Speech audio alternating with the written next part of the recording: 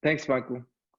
So, everybody, my name again is Roberto Perez from the brand Urban Pilon. This is a pilon. This is a pilon here, and many times that's used for mashing up garlic for one of the national foods of Puerto Rico, which is called a mofongo. That's what it's also used for, and you could use it just to mash up the ingredients. Like for example, in week one, in our first class, we made sofrito from scratch. And back in the day, before blenders and food processors, something like this was used. Um, so that's really typical. We also learned how to make adobo from scratch, and now all these things are on our Google Classroom chat, so you guys can please look those things up if you have any questions, if you're cooking anything, if you have ideas, if there's things that you guys want to learn. Um, we just uh, we just went through those things, and I want to see more people cooking. That's the whole idea now, especially now that we're home because of the quarantine. Now is the perfect time to feed yourself and to give yourself like really good nutrition without any preservatives or artificial colorings and flavors. And so that's why we're here, and that's what we're trying to do, is really just to promote not only our own culture in a positive light, but also to give good nutrition. So on that note, what we're gonna cook today is quinoa with shrimp, and the shrimp is gonna be cooked con una salsa criolla, which is kind of like a Puerto Rican style red sauce. For those that don't know quinoa, quinoa is actually a seed. It looks like a grain, and that's what it looks like. It actually, if you guys know what that amaranth plant is, or amarantha plant, it comes from a plant that looks like that grows up, and then these seeds come off of it. This was a or is a traditional and native ingredient of the Incas. So the Incas from Peru, they actually brought this. They also brought to the world potatoes. So potatoes, they fed pretty much the world with potatoes, but now the big thing coming out of South America, out of Bolivia and Peru, is quinoa. Quinoa, what it actually means is mother grain. And so the Incas would use this to in their ceremonies. And when the Spanish came, they burned down um, a lot of the fields, but they couldn't get rid of it all. And so now it's kind of a big, there's a big movement of people just eating a lot of this. This is good. This has amino acids, it has good fats, it has proteins, and then it has complex carbs. So we're gonna cook this. It will, just like if you cooked white rice, it's gonna replace white rice today. If you were gonna cook this, usually it needs to be washed. So on the package that I bought, it says pre-rinsed and ready to cook, but I'm gonna rinse it anyways. Naturally, it has this coating that actually wards off any mosquitoes, any bugs. And so if you eat it and you don't wash it, then it can be bitter. So this is the grain again called quinoa. Um, Let me see. So also the way that I cook this is that if I'm going, this is 1 cup here, and so I usually double the size with water, or you can use a chicken broth or something like that to give it flavor. So just like if you were cooking white rice, you would want to give it. some flavoring, you want to give it some seasoning. So a lot of times what I'll do is I'll chop up an onion, or I'll put in maybe a bay leaf, or I'll put in some minced garlic or some seasoning just to season it up a little bit. So actually, I'm gonna go over here and I'll show you guys what I'm gonna do in this in regards to the quinoa. So I have this pot here and it's filled with 2 cups of water. So I'm gonna turn it up. And then I'll add a little bit of salt. And like I said, maybe a bay leaf. I'll put in a little piece of, I'll put in a bay leaf, maybe a little bit of the adobo that we made in week 2 or in our second class. And in a little while, I'll also chop up some garlic and some onions to put in there. And then what I'll do is I'll wait for all that water to be absorbed by the quinoa, and I'll cover it, leave it alone, and kind of walk away, and that'll be it. And then it should be ready. But I want to flavor it up really well, so I'm going to mince up some garlic. One of the things that we were also going over today is knife skills. So I wanted to show you guys a little bit of some knife skills as far as cutting onions, which can kind of be, you know, a pain for some people. And so let me just get here situated here. So usually when I cut an onion, they say that the part that makes you cry is this part right here, is the middle. So I've cut this onion in half and I left this tail on. Now, and when I'm gonna cut this, I'm gonna put it face down, and that way, it's not gonna make me cry, because what makes you cry is the inside. So, and in one of our weeks, what we did, like these things, these scraps, what I've learned to do is to just use them to, if you want to make a broth or something like that, you can do that. So I usually I'll take off the top peel. And also this week, I actually created a compost bin. We talked a little bit about that last week. So usually when I'm cutting, I'm going to cut this way. I'll hold it together and I'll hold it this way. And I'm going to try to get as close to the tail as I can without cutting it through. So I've cut it around 3 times. It really depends on how big. I don't necessarily want really small dices. So this is probably going to be a larger dice. So then I'm using my claw hands so that I don't cut myself. And I'm going close to this, to the tail.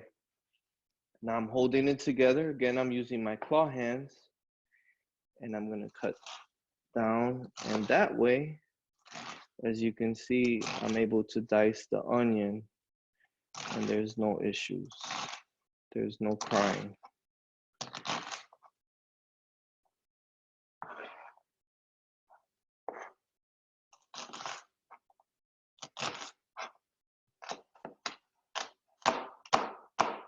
And all that you're left with is this. So some of this I'll put in the quinoa, and then some of it I'll also put in the shrimp that we're gonna make in a little while. So that's how you cut an onion. You dice an onion. Any questions?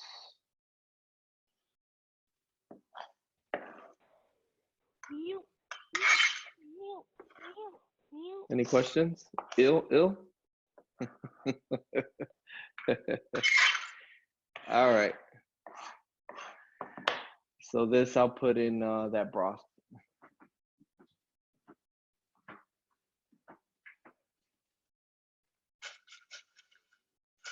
Not all of it, but I'll put some of it in there.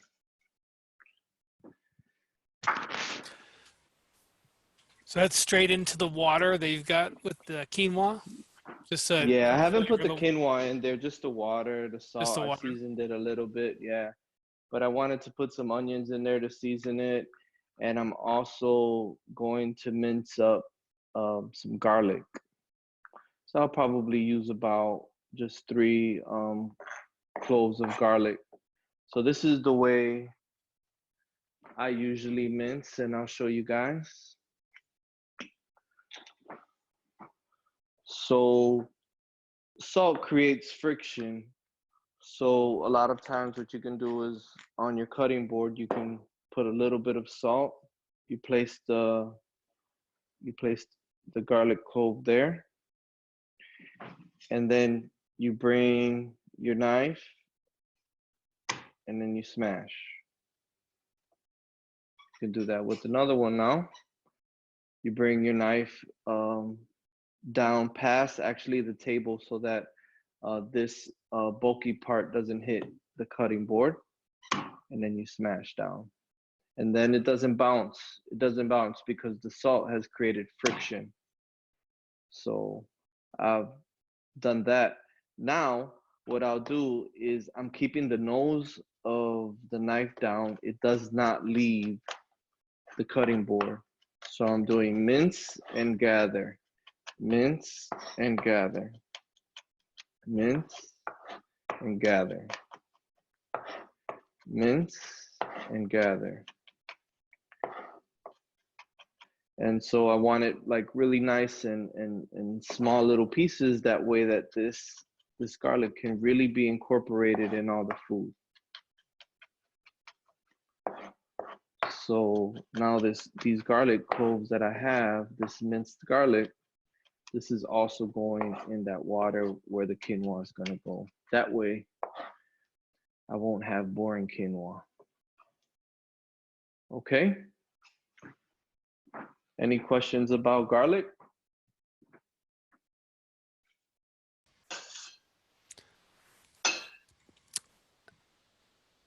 I don't have any questions, but I have a comment. It looks good. Awesome, awesome. Thank you.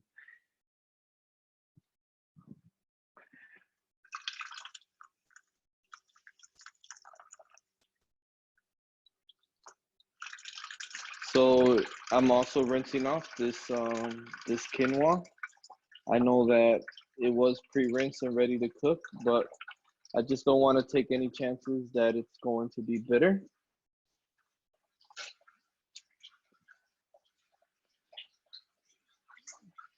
So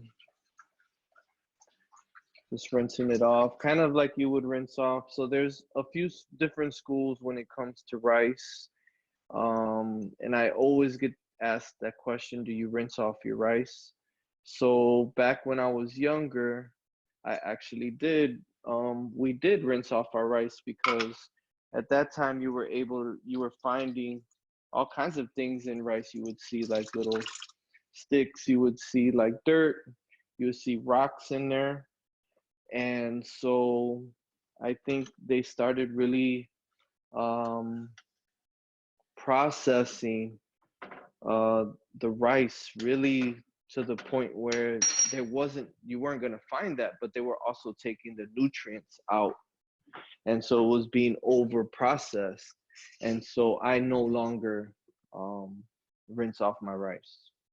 So that's something I get asked all the time though. But is there a reason? Yeah, because I want to keep the nutrients, because it already doesn't have a lot of nutrients that it used to have. So that's the reason why.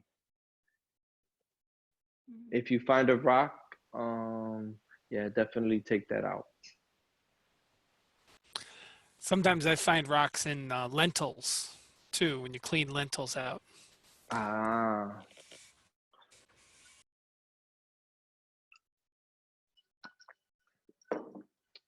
all right. So I just seasoned the quinoa. I'll show you guys a little bit what that looks like. So it's got some garlic, some salt, some onions. It has a bay leaf in there. Bay leaf is more fragrant than anything. Like maybe you have questions about like bay leaf. Bay leaf, and this is actually what if you can see, this is what a bay leaf looks like. And so bay leaf will actually, it's put a lot in stews, and it's almost um kind of a mix of like thyme and oregano, but it's very faint. It's a very faint, um, meaning that it doesn't give you a lot of flavor.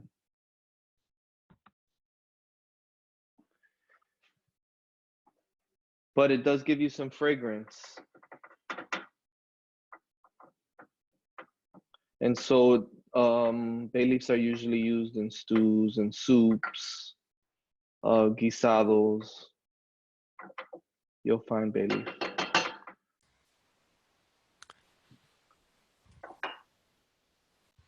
And then at the end, you're supposed to always warn people about the bay leaf if you can't find it at the end, right? You want Yeah. to. Yeah. There's a bay leaf I couldn't find. Yeah, the Chipotle actually uses bay leaf, and if you just look bay leaf Chipotle up, you'll see that a lot of people were complaining about finding bay leaves in their food. I don't think they knew what it was. They didn't. I don't think they knew that it was a seasoning or a spice. They thought that Right. maybe it was just like a random autumn leaf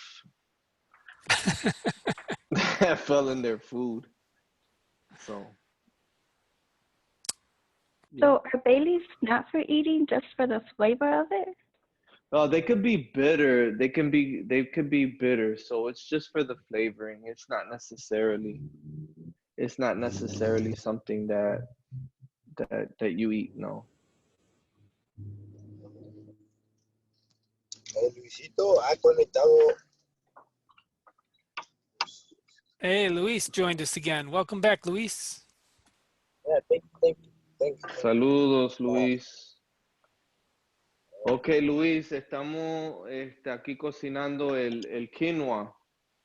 Le eché ajo, una cebolla, un poco de sal y una hoja de laurel. Okay. So, está ahí cocinando. So, while this is cooking and this is absorbing all those flavors, we can go on to our shrimp. So in this case, Can I ask a quick question? yeah, of course. I noticed you didn't seal the top with the quinoa. You don't No, cover it, huh? so I'm waiting for it to dry up a little bit, and once it dries up, and I'm noticing that it's starting to absorb, then I'll cover it up and I'll leave it alone. Yeah. So that's what I'll do. Um that's a little trick I learned. So, but definitely I'll be covering it up, Michael. So you see that the water is starting to be absorbed by the quinoa. Yo. Ay, con esta gente no saben manejar.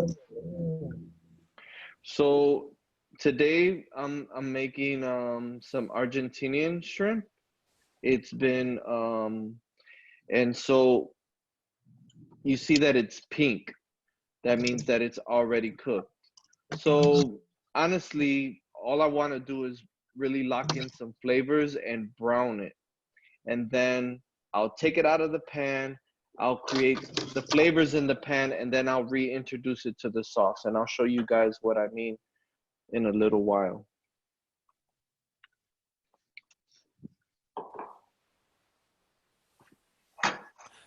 So do you buy it pre-cooked often, or did you cook it before you started today? No, I bought it. I've seen it. A lot of times it's the price. It's where the sales at, what looks fresh. So, I like Argentinian shrimp. So, and it was at a decent price, so that's why I picked it up. So, um, when it comes to shrimp, it's almost like chicken. So, chicken with the bone will give you more flavor. Shrimp with the shell will also give you more flavor. The shell actually, whenever I create some type of broth or something using seafood and it's using shrimp, I create um, a shrimp broth using the shells. So I'll take the shell out and I'll put it in water and I'll season it up and then I'll put it in my pot and those shells will actually give it a lot of flavor.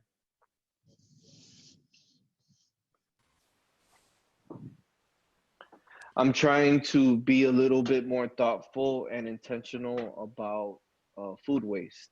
So it's a way to just instead of throwing it away, you have use for it.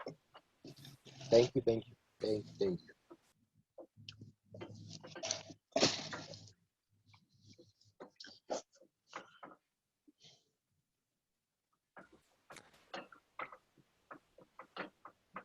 Vamos a caminar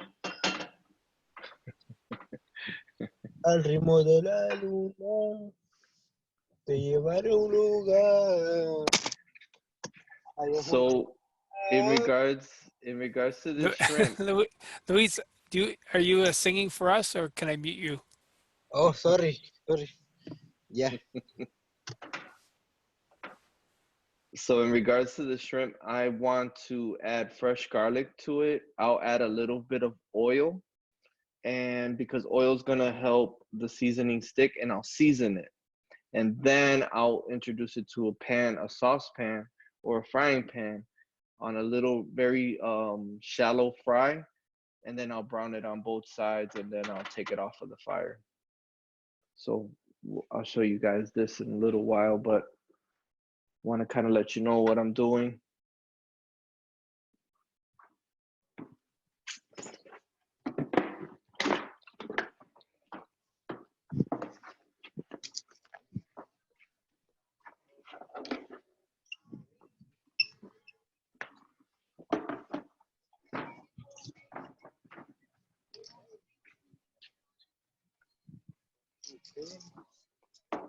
All right.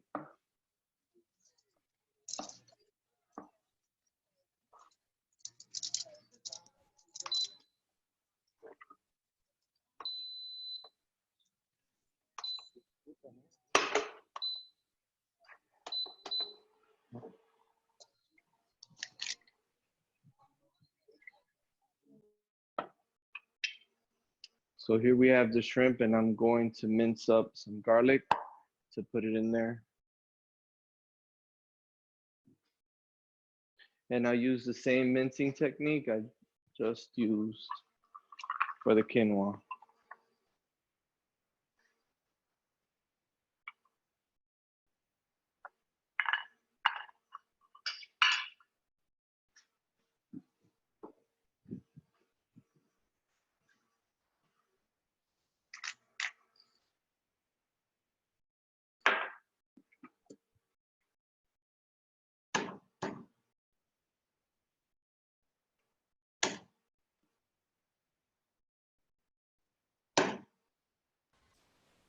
I like this camera view because we can see all the things that are going to happen soon in the background.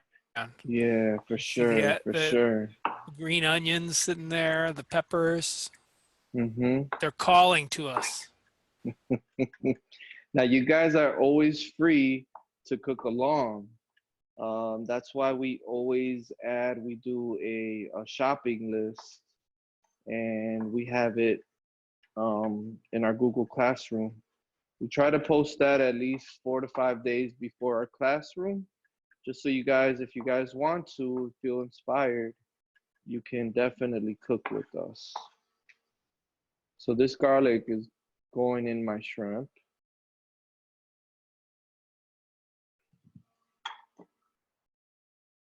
Since you I bring want to. that up, Roberto, yeah, so the students that are on, if you have not already sent me your home address, please email it or text it or call me and tell me.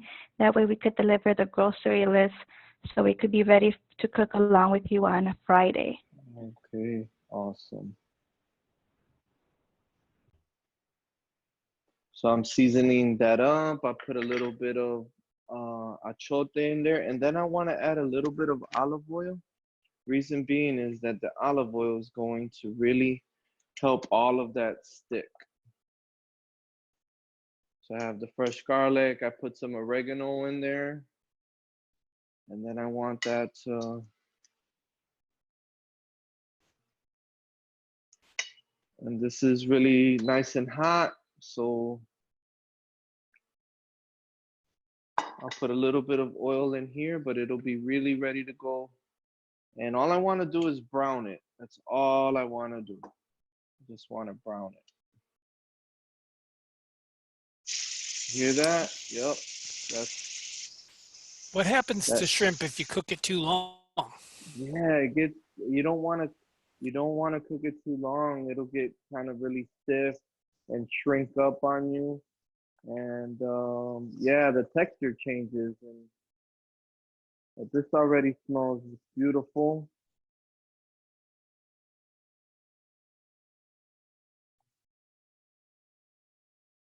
So What are all the I want to signs? do is Sorry, I was gonna say, what are the signs that the shrimp should come out or that it's starting to get overcooked? the signs. You'll see that they'll get really small and stiff. So the thing with shrimp is I'll put it you can see there the browning. I'll put it in towards the end. So it really needs but about 5 to 7 minutes to cook. You don't want to put it in the beginning. And that's the thing with seafood is you kind of get a little bit scared because nobody wants to eat raw seafood. Of course, unless you're eating sushi, but or sashimi. But yeah, it's really doesn't take a long time to cook and it could be ready really soon. I don't know if you guys can see, but it's browning really nice there.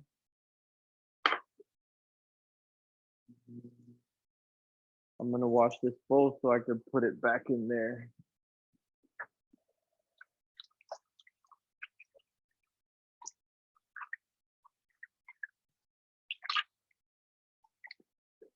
So it's it's actually done already. It was really fast. You see? Both sides have been browned. And that's partly because this is pre-cooked shrimp. If it was raw shrimp, Yes, you'd have to cook it a little longer, a right? little bit longer, but the I will say that even so the sign of when raw shrimp is cooked is that it changes color. It goes from that gray that we know to pink. And when it turns pink, yep, that's when it's done.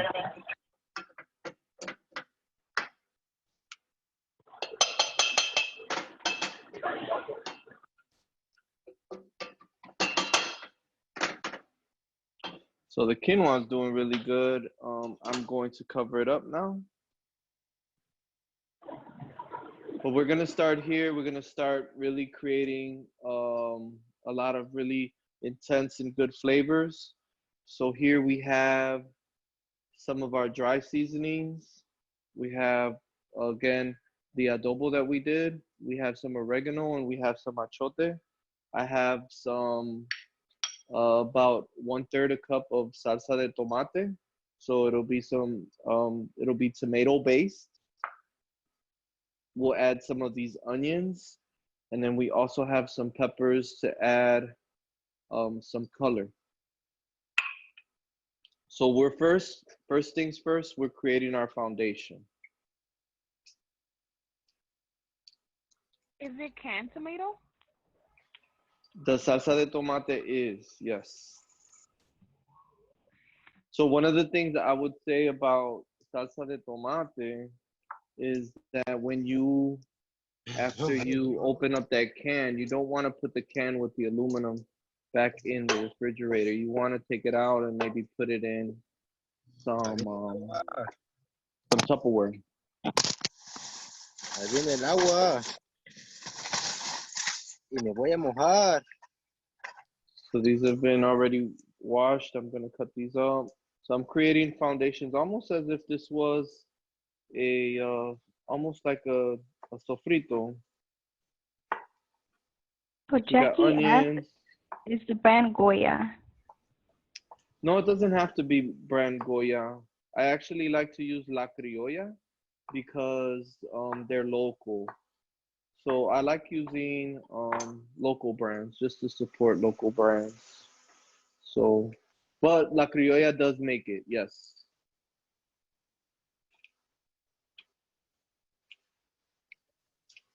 Pasé loco, ¿eh? Viene el agua. Ay, chiquito.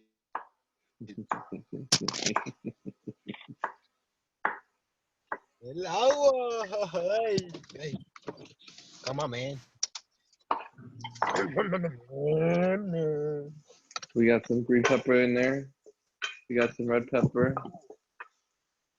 Usually I don't put garlic in the beginning because garlic can burn.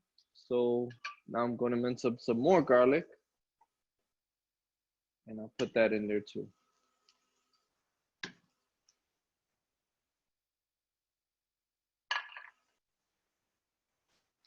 Everything seems to have garlic today.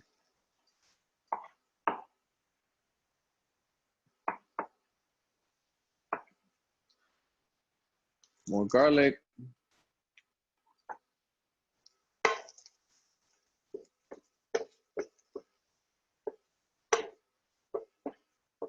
So we want this to get how you would say translucent. So you want the color to kind of fade a little bit. And that's when you know that it's done. So now I'm going to add some more dry seasoning, these dry seasonings that I spoke about.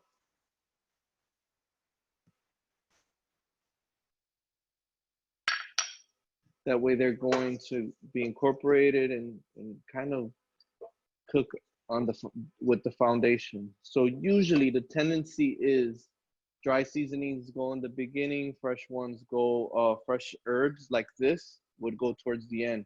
So if you want to add like something like cilantro or something like that, something that's really vibrant and smells really good, you want to put that towards the end. So fresh towards the end, the dry towards the beginning with the foundation.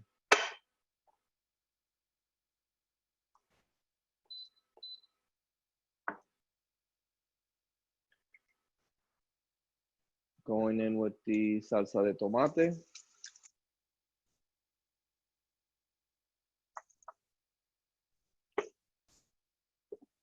And you'll see that when this is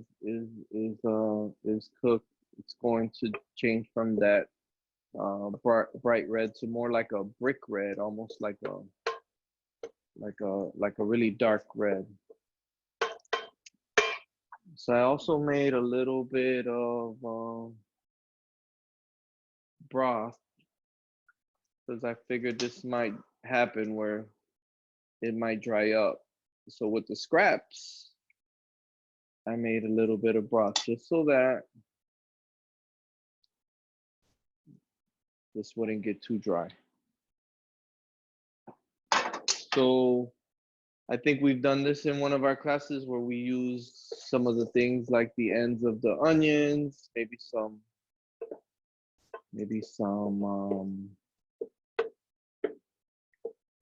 garlic, maybe some cilantro stems, maybe some things just that, maybe some carrots.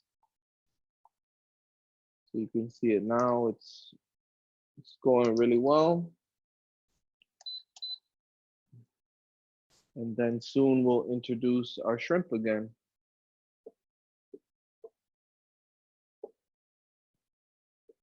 So now's also a good time where you can taste your food. As home chefs, we don't do this enough. We don't taste our food. I want to make sure that it's okay with salt. Needs a little bit of salt. So get some salt here. Just a little bit of sea salt.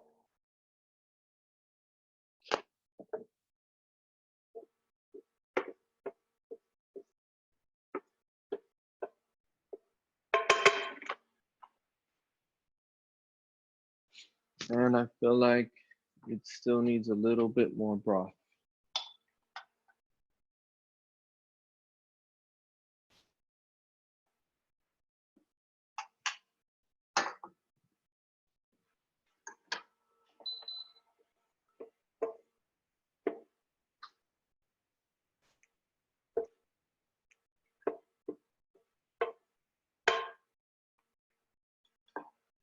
And soon,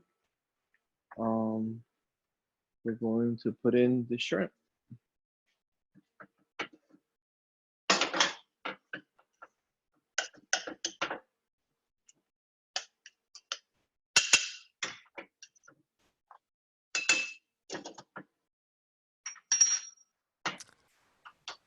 It's looking good.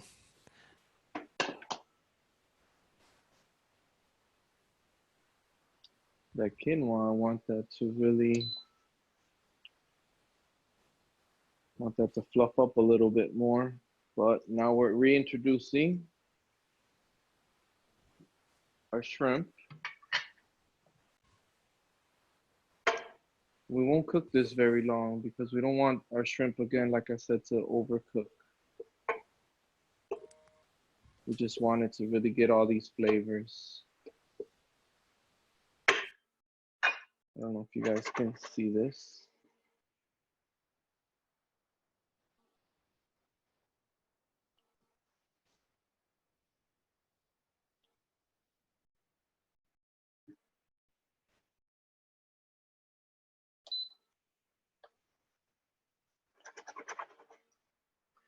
All right. So soon, we just have to wait a little bit for our quinoa to puff up a little bit. And we'll be able to plate.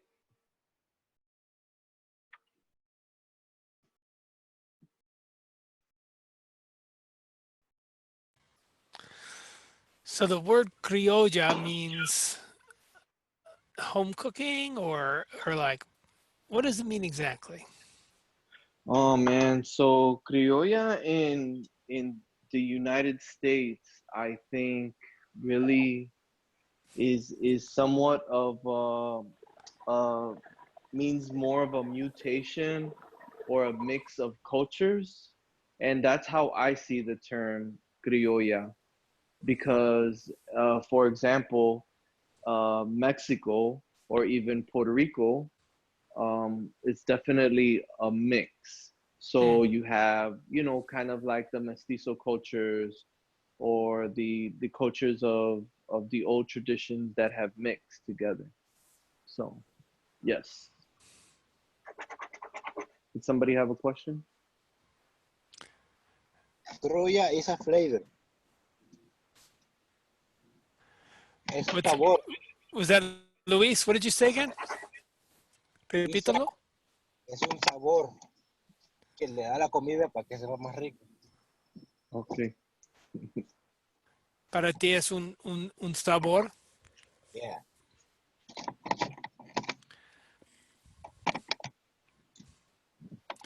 So I think it so if definitely relates criolla, a lot to food.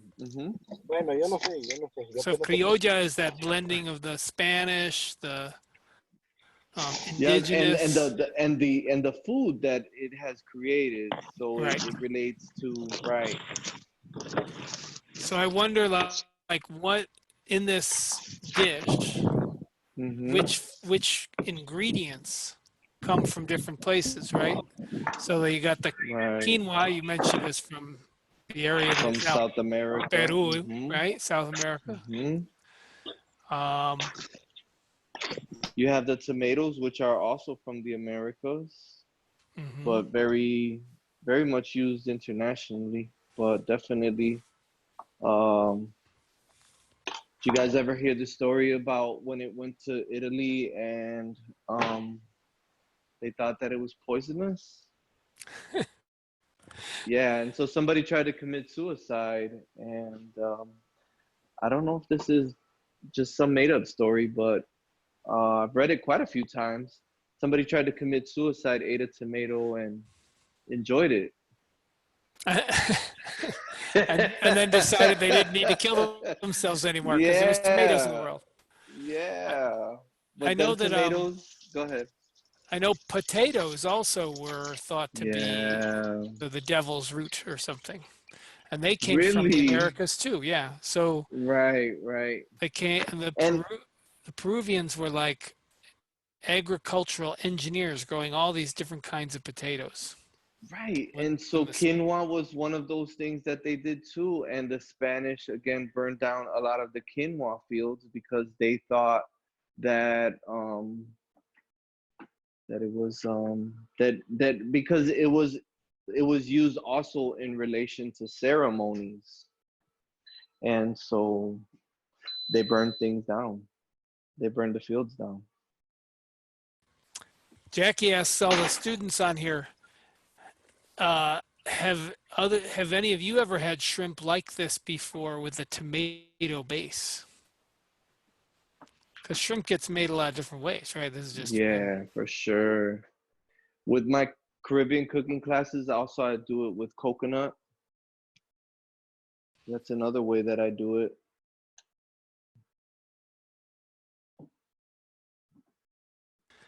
I know some students have liked making like chicken or shrimp Alfredo. Right, right.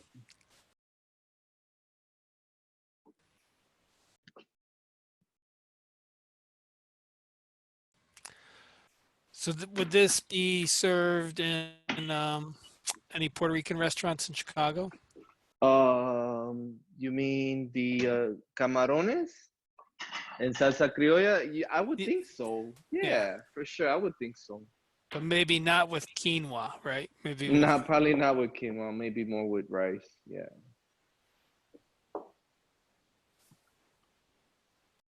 I'm gonna wait on my quinoa just to make sure it's nice and fluffy. Because if I let those vapors escape, then the cooking process it'll slow down the cooking process. It's the same thing with rice. You want to definitely make sure that it's nice and sealed so that those vapors cook the rice. I think we went over that in our third class when we made the rice with the black beans. You definitely want to cover. So what we did in that class, I think, if I remember correctly, we definitely covered it up with aluminum foil, and then we covered it up again with the lid. I think I think we may you have even used used banana leaf, yep, yep, you did. which is the old school way.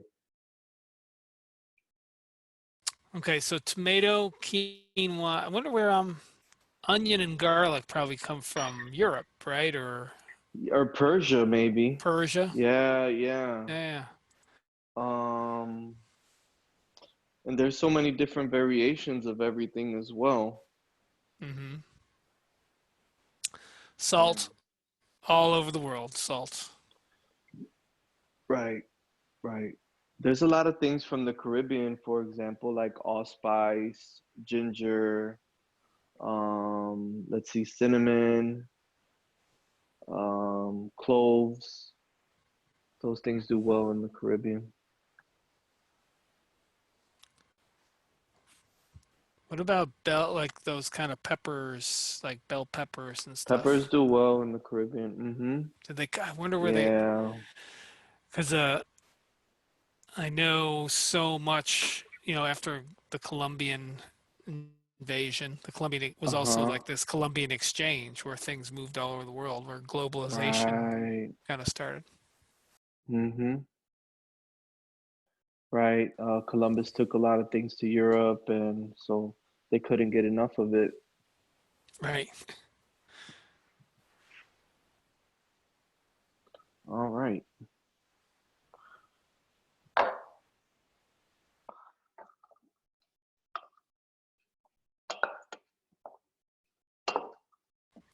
I was looking up while you were cooking about quinoa. It has like twice as much protein as rice Oh or man, more. it has so So it's much, yeah. So my quinoa is there it is. It has swollen up and absorbed all of the flavors.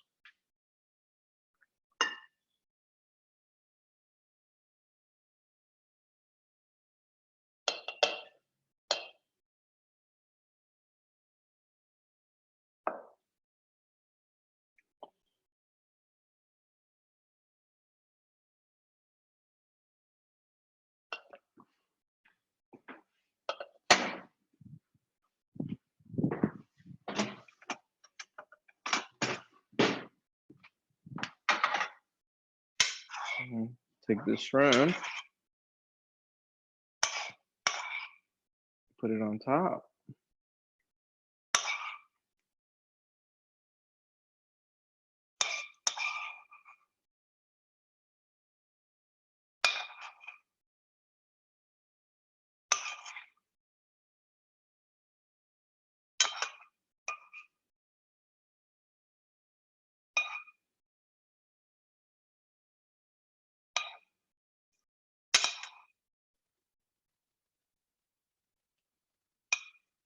Garnish it maybe with some green onions there.